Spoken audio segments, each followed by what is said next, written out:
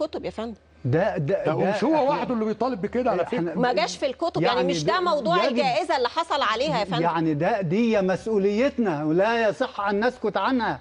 والله سبحانه وتعالى يقول إن الذين يكتمون ما أنزلنا من البينات والهدى من بعد ما بيناه للناس في الكتاب أولئك يلعنهم الله ويلعنهم اللاعنون. طيب إلا الذين تابوا وأصلحوا وبينوا دكتور سيد فأولئك أتوب عليهم وأنا التواب الرحيم. دكتور سيد اتفضل معاك الرد. اتفضل. الراجل عمال يلعن بكلام ربنا وبيتكلم بلسان ربنا، عامل نفسه وكيل. مين اللي ادالك توكيل تتكلم بالنيابه عن ربنا؟ ما أنا أعطاك هذا التطوير. فاسألوا أهل الذكر إن كنتم لا تعلمون.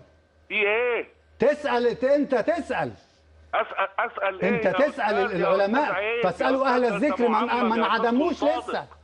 إنما أنت معروف منهجك ومعروف مشربك. الجبهة لا نجهل ذلك أبدا. بيقول بيهدم الإسلام من معاول الهدم للإسلام الثابتة في فضيلتك ممكن نسمع فضيلتك في مصر الأزهر. طب فضيلتك ممكن نسمع؟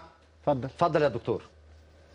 دي مشكلة الناس دي، ان الغلابة اللي زي حالاتي بيبسطوا الاسلام للناس. لا انت مش غلبان، لا يا دكتور انت مش غلبان ولا حاجة. الناس ما يقعدوش يلجأوا للمشايخ، واخد بالك؟ فاللي مزعلهم مش مزعلهم الاسلام، هو يطلع لي التكفير بتاعي من كلامي. طيب انا هقول لك حاجة بقى يا دكتور سيد. دكتور معلش هقول لك انا حاجة بقى. بس اكمل. لا من فضلك انا هسألك عشان يبقى الحوار خد وهات من فضلك.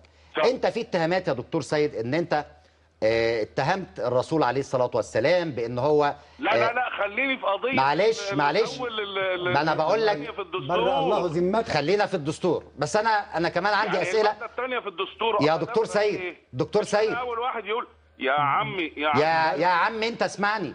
أنت النهاردة لو قريت مواقع الإنترنت كلها في جدل، في ناس معاك يا دكتور سيد وفي ناس كتيرة جدا مش معاك. ما هو اسلوب الشائعات يا استاذ، ما هو عشان كده ما بنقولش دول رجال دين، عشان كده دي ناس بتعمد الى اسلوب الشائعات، ما بتحطش ايدك على حاجه ما يمسككش. طب انا هحط ايدي على حاجه بقى، انا هحط ايدي على حاجه، انا هحط ايدي على حاجه من فضلك اسمعني بقى.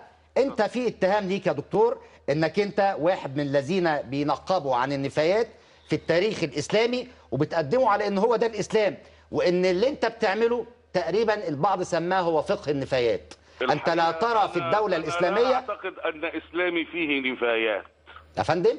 لا اعتقد ان ديني فيه نفايات. انا ما بتكلمش على الدين، انا بتكلم على التاريخ الاسلامي يا دكتور. التاريخ ده ما بتكلمش على الدين.